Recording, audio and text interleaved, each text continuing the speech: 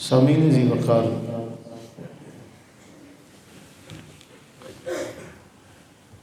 اسلام میں شریعت محمدیہ میں عید کا تصور کیا ہے؟ جو آیات بینات ہم نے ابتدا میں پڑھی، سورہ بقرہ کی 185 اور 186، ان دونوں آیات کو سمجھیے گا۔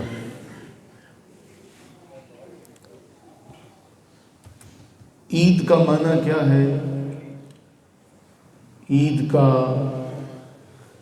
اسلام میں تصور کیا ہے؟ ایک نئے زاویے سے اس کو آج سمجھیں گے۔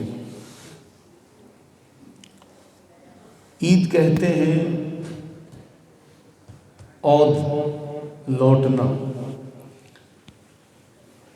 قرآن کریم میں ایک مقام پر لفظ عید آیا ہے، جہاں حضرت سیدنا عیسیٰ علیہ نبینا علیہ السلام کی دعا کا ذکر ہے، اللہم ربنا انزل علینا مائدۃ من السماء، اے ہمارے رب، اے اللہ، ہم پر آسمان سے دسترخوان اتار، ایسا دسترخوان جو ہمارے لیے اور ہمارے پچھلے پہلے سب کے لیے وہ عید ہو، عید الاولینا و آخرینا و آیۃ منک، تیری طرف سے ایک آیت ہو۔ لیکن جس زاویے سے ہم نے سمجھنا ہے، قرآن کریم میں اللہ تعالیٰ جل وعلا نے فرمایا کہ ہم نے رمضان کے مہینے میں قرآن نازل کیا، جو لوگوں کے لیے ہدایت ہے، جس میں رہنمائی کرنے والی، حق اور باطل میں امتیاز کرنے والی واضح نشانیاں ہیں۔ اگلا جملہ قرآن کہتا ہے فمن شہیدہ، جو تم میں سے اس مہینے کو پائے اس کو چاہیے کہ وہ اس میں روزے رکھے، جو تم میں بیمار ہو، مسافر ہو، اسے چاہیے کہ دوسرے دنوں میں گنتی پوری کرے۔ اللہ تعالیٰ تمہارے لیے آسانی چاہتا ہے، سختی مشکل نہیں چاہتا۔ وَلِتُكْمِلُوا الْعِدَّةَ، اس لیے کہ تم گنتی پوری کرو۔ وَلِتُكَبِّرُوا اللَّهَ عَلَى مَا هَدَاكُمْ وَلَعَلَّكُمْ تَشْكُرُونَ، اور اس لیے کہ اس نے تمہیں ہدایت دی ہے، اس پر اس کی بڑائی بیان کرو، اور اس لیے کہ تم شکر گزار بن جاؤ۔ اس آیت کو، اس ٹکڑے کو سمجھیے گا۔ عید کا معنی ہے لوٹنا۔ اب وہ جو ایک مہینے کی ٹریننگ ہوئی تھی، اس ایک مہینے کی ٹریننگ کے بعد اللہ تعالیٰ فرما رہے ہیں وَلِتُكْمِلُوا الْعِدَّةَ، تاکہ تم گنتی مکمل کرو، اور گنتی مکمل کرنے کے بعد کیا ہے؟ اللہ تعالیٰ کی بڑائی بیان کرو کہ اس نے تمہیں اس بات کی طرف ہدایت دی۔ پہلے تم نے کیا رکھے؟ روزے رکھے۔ ان روزوں کی طرف ہدایت کس نے دی؟ اللہ تعالیٰ نے۔ اس پر اللہ کی بڑائی بیان کرو۔ تو علماء ایک جملہ نقل کرتے ہیں، علماء کہتے ہیں کہ عید کا اگر معنی سمجھا جائے تو عید اسلام میں کسی چھٹی کا نام نہیں ہے۔ اس جملے پر غور کیجئے گا، اسلام میں کسی چھٹی کا نام عید نہیں ہے، بلکہ ایک مشن کی طرف لوٹ جانے کا نام عید ہے۔ اور وہ مشن کیا ہے؟ جس کی آپ نے پورا مہینہ پہلے ٹریننگ کی، آپ نے بھوک پیاس برداشت کی، آپ نے صبر سے کام لیا۔ نبی صلی اللہ علیہ وآلہ وسلم نے ایک موقع پر فرمایا تھا کہ روزہ ڈھال ہے، جب تک کہ کوئی اس کو پھاڑ نہ دے۔ پھر ایک موقع پر فرمایا کہ اگر روزے میں تم سے کوئی الجھے تو تم اسے کہو کہ بھائی میں روزے سے ہوں۔ اب اس پورا ایک مہینہ ٹریننگ کرنے کے بعد اب اپنے اصل کی طرف لوٹ آؤ۔ اب کھانے پینے کی آزادی ہے، لیکن اب اس ٹریننگ کو تم نے 11 مہینے چلانا ہے، اب اس مشن کی طرف لوٹ کر آ رہے ہو۔ اسی لیے کہا کہ لیس العید لمن لبس الجدید، عید اس کی نہیں ہے جس نے اپنے نئے کپڑے پہن لیے، عید اس کی ہے جو اللہ تعالیٰ سے ڈر گیا۔ انما العید لمن خاف الوعید، کہ نئے کپڑے پہننا یہ عید نہیں ہے۔ یہ تو ہم شکرانہ ادا کر رہے ہیں کہ باری تعالیٰ تو نے ہمیں اس ساری عبادات کو ادا کرنے کی توفیق بخشی کہ جو تو نے ہم پر لازم کی، تیرے محبوب صلی اللہ علیہ وسلم نے ہم پر لازم کی۔ اے باری تعالیٰ تو نے رمضان کے روزے لازم کیے، تیرے محبوب نے قیام لازم کیا۔ اب ان دونوں کو ادا کرنے کے بعد ہم شکر ادا کرنے کے لیے جمع ہو گئے۔ اب یہاں سے اگلا مشن شروع ہوتا ہے۔ تو عید اگر دیکھا جائے اس معنی میں تو عید کا معنی ہے لوٹنا، یا عید کو عید اس لیے کہتے ہیں کہ یہ بار بار لوٹ کر آتی ہے۔ اس طرف نہیں جا رہا، میں اور طرف لے کر جانا چاہتا ہوں۔ ہم ایک مشن کی طرف ہم لوٹ رہے ہیں جس کی ہم نے 30 دن تیاری کی، اور ان 30 دنوں میں ہم نے کیا کیا؟ ہم نے کوشش کی کہ ہماری نماز باجماعت ادا ہو، ہم تکبیر اولیٰ کے ساتھ شامل ہو سکیں۔ اس کے بعد ہمیں صبر کا اللہ تعالیٰ جل وعلا نے ایک مرحلہ ہمیں اس مرحلے سے گزارا۔ سامنے کھانا پڑا ہے، ابھی آپ نے کھانا ہے، ابھی آپ کا معدہ اور طلب کر رہا ہے، اشتہا ہے، خواہش ہے۔ اللہ کے گھر سے آواز آئی، اللہ اکبر اللہ اکبر، آپ نے کھانے سے ہاتھ پیچھے کر لیا، کوئی وہاں موجود نہیں ہے۔ پھر اسی طرح کھانا کھانے بیٹھے ہیں، افطاری کا وقت ہے، اب آپ کے سامنے کھانا ہے اور آپ کھانا سامنے رکھ کر انتظار کر رہے ہیں۔ ایک منٹ بھی کوئی جلدی نہیں کرتا کہ کوئی نہیں یار، ایک لمحے کی بھی کوئی جلدی نہیں کرتا کہ کوئی نہیں، اعلان کا انتظار کیا جاتا ہے۔ پھر اس میں بھی یہ ہوتا ہے کہ ہمارے قریب کی مسجد سے آواز آئے گی تب ہم نے افطار کرنا ہے۔ یہی ٹریننگ ہے جس کو اب آپ نے 11 مہینے لے کر چلنا ہے، یہی صبر کا معاملہ ہے۔ ہمارے معاشرے میں سب سے بڑی خرابی جس کا آج ہمیں سامنا ہے وہ ہے عدم برداشت۔ وہ کیا ہے؟ عدم برداشت۔ ہم سڑک پر چلیں، ہم میں سے ہر ایک کو جلدی ہوتی ہے، عدم برداشت کا ہم مظاہرہ کرتے ہیں، اور اس کے بعد کیا ہوتا ہے؟ ابھی آج صبح بیٹے نے بتایا کہ جی رات کو ہم نے کیا معاملہ دیکھا، رش بہت تھا ایک جگہ پر، تو ایک گاڑی والے نے پیچھے سے دوسرے گاڑی والے کو ٹھوک دیا، ٹکر مار دی۔ اب ہوتا کیا ہے؟ یہ دنیا دستور ہی اسی بات کا ہے کہ ماڑے کا کوئی نہیں ہے، جس کا زور چلتا ہو، جہاں جس کا زور چلتا ہو۔ میں وہ ایک شعر اکثر پڑھا کرتا ہوں، نفس سے مارا کم ترز فرعون نیست۔ جہاں ہمیں ہم سے کم تر ملے گا ہم اپنی اصل کی طرف لوٹیں گے، جہاں ہمیں ہم سے برتر ملے گا، جہاں ہمیں ہم سے کم تر ملے گا وہاں ہمارا وہی اصل معاملہ ہوگا۔ نفس سے مارا کم ترز فرعون نیست، لیک اورا اون مارا اون نیست۔ اس کے پاس مددگار تھے، ہمارے پاس مددگار نہیں ہے۔ جس کے پاس مددگار ہوں گے وہ پورا فرعون بنے گا۔ اب اگلی گاڑی میں صرف ایک لڑکا تھا، پچھلی گاڑی میں 4 تھے، مارا بھی انہوں نے، اور اس مارنے کے بعد وہ گاڑی سے اترے اور ایک کے اوپر سب نے دھاوا بول دیا۔ اب دھاوا بولا، وہ اپنی گاڑی چھوڑ کے بھاگ گیا، ایک نے غصے میں آ کے اینٹ اٹھائی اور اس کی گاڑی کی اسکرین کے اوپر دے مارا۔ یہی اگلی گاڑی میں 4 ہوتے، پچھلی گاڑی والے نے معذرت کر لی تھی۔ یہی چیز ہے ہمارے معاشرے میں عدم برداشت ہے۔ ہماری رائے سے کوئی اختلاف کرے، کیوں کرے؟ ہم سے کوئی آگے نکلے، کیوں نکلے؟ ہم گھر میں جاتے ہیں، ہم نے کسی کو بھی اپنی رائے سے اختلاف کا حق نہیں دیا، ہم برداشت نہیں کرتے۔ اب مجھے نہیں پتا جب میں اندر آ رہا تھا کیا معاملہ ہوا، کیا ماجرا ہوا، لیکن عدم برداشت ہے۔ یہ جو بچے ہیں مجھے ان سے محبت اس لیے بھی ہے کہ یہ صبح 3 بجے سے آئے ہوئے ہیں۔ اب ان کا گلہ ہوتا ہے کہ بھائی ہم آئے بھی سب سے پہلے ہیں، اور ہم اپنے لیے جگہ رکھ لیں، اور ہم جب کام کرنے کے لیے باہر جاتے ہیں ہماری وہ جگہ مکمل، کئی بار ایسا ہوا کہ ان میں سے کسی کو بھی مسجد میں بھی جگہ نہیں ملی، باہر جگہ ملی، تو وہ کہتے ہیں پاجی اسی 3 بجے دے آئے ہیں، جی اسی اپنے لیے جگہ رکھ لیے تو ساڈا بھی کسی کو خیال کرنا چاہیے نا۔ یہ ہے عدم برداشت، یہ آپ کو ہر جگہ ملے گی، زیادہ پرانی بات نہیں ہے، ہم اس پر کبھی بات نہیں کرتے، ڈرتے ہیں۔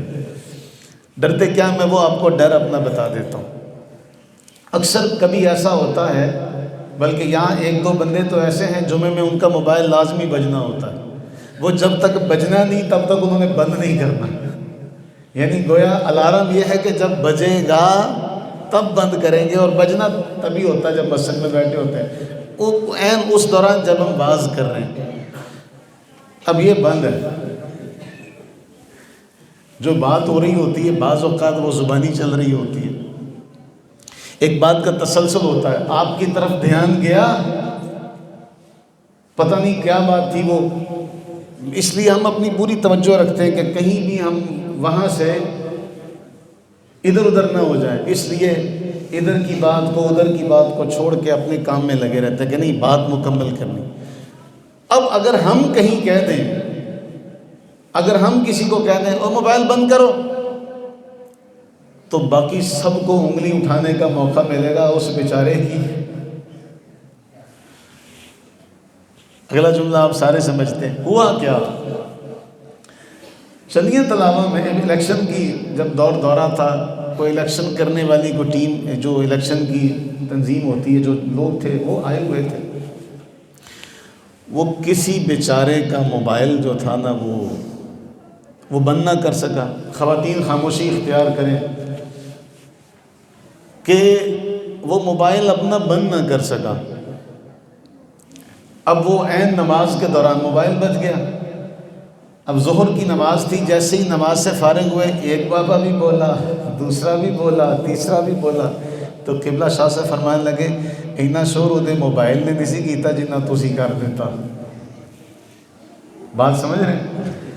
ہم سلام پھیرتے ہیں، بعض اوقات نماز میں کئیوں کا بج رہا ہوتا ہے، تو اب اگر ہم کہیں گے تو پھر باقی سب نے بھی بول پڑنا ہے، کیونکہ ایسے موقع پر دوسرے بندے اپنا حصہ ڈالنا ضروری سمجھتے ہیں، پتہ چلے کہ ہم بھی یہاں موجود ہیں۔ آپ نے اگر دیکھنا ہو تو جب کہیں فوتگی کے موقع پر قبر میں دفن کرنے کا موقع ہوتا ہے تو ہر بندہ وہاں پہ اوے ایسے نہیں ایسے کرو، صفیں بند رہی ہوں تو ہر بندہ آواز دے گا کہ ان کو پتہ چل جائے کہ میں یہاں موجود ہوں۔ ہمارا رویہ کچھ عجیب سا ہے۔ بہرحال بات ہو رہی تھی عدم برداشت، تو یہ عدم برداشت ہم سے کوئی اختلاف رائے نہیں کر سکتا، جبکہ نبی صلی اللہ علیہ وآلہ وسلم نے جب کوئی بات رکھی صحابہ کے سامنے تو صحابہ سے فرماتے رائے دو، صحابہ سے فرماتے رائے دو، اور آپ صحابہ سے ان کی رائے مانگتے اور اس رائے کے بعد کوئی نہ کوئی فیصلہ صادر فرماتے۔ بلکہ قرآن نے ایک بڑا حسین جملہ کہا، قرآن نے فرمایا محبوب انہیں مشورے میں شریک کیا کرے، تو نبی صلی اللہ علیہ وسلم نے انہیں مشورے میں شریک کیا اور ان کی رائے کو برداشت کیا، ان کی رائے کو تقویت دی۔ اسی طرح آپ جانتے ہیں کہ نبی صلی اللہ علیہ وآلہ وسلم امام الانبیاء ہے، امام الانبیاء، ایسی ذات کہ اس کا مقام و مرتبہ کیا ہے آپ سارے جانتے ہیں، بعد از خدا بزرگ تو یہ قصہ مختصر، وہ ذات جس کی زبان سے لفظ نکلے اللہ پورا کر دے، وہ ذات زبان سے لفظ نکلے وہ تو بہت دور کی بات ہے، میں صرف کنویں کا نام بدلی کر دیں تو پانی میٹھا ہو جاتا ہے، کسی کو کہہ دیں۔ بھائی ایک صحابی تھے، وہ شرارتاً لوگوں نے اپنا سامان ان کے سر پہ رکھا اور انہوں نے رسول اللہ کی طرف شکایت بھری نظروں سے دیکھا، حضور نے فرمایا تو تو کشتی ہے، تو تو کشتی ہے۔ اللہ کا کرنا ایسا ہوا کہ زبان مصطفیٰ سے لفظ نکلا، محدثین کہتے ہیں 10 اونٹوں جتنا بوجھ وہ اپنے سر پہ اٹھا لیتے تھے، پتہ ہی نہیں چلتا تھا، اس زبان سے اس ذات کی بات ہو رہی ہے۔ نبی صلی اللہ علیہ وسلم اپنی بیوی صاحبہ سے، ہم سب کی ماں سے، ام المومنین اماں عائشہ سے فرماتے ہیں، عائشہ جب تم ناراض ہوتی ہو مجھے پتہ چل جاتا ہے، جب تم خوش ہوتی ہو مجھے تب بھی پتہ چل جاتا ہے۔ کیسے؟ فرمایا جب تم خوش ہوتی ہو تو کہتی ہو محمد کے رب کی قسم، اور جب ناراض ہوتی ہو تو کہتی ہو ابراہیم کے رب کی قسم۔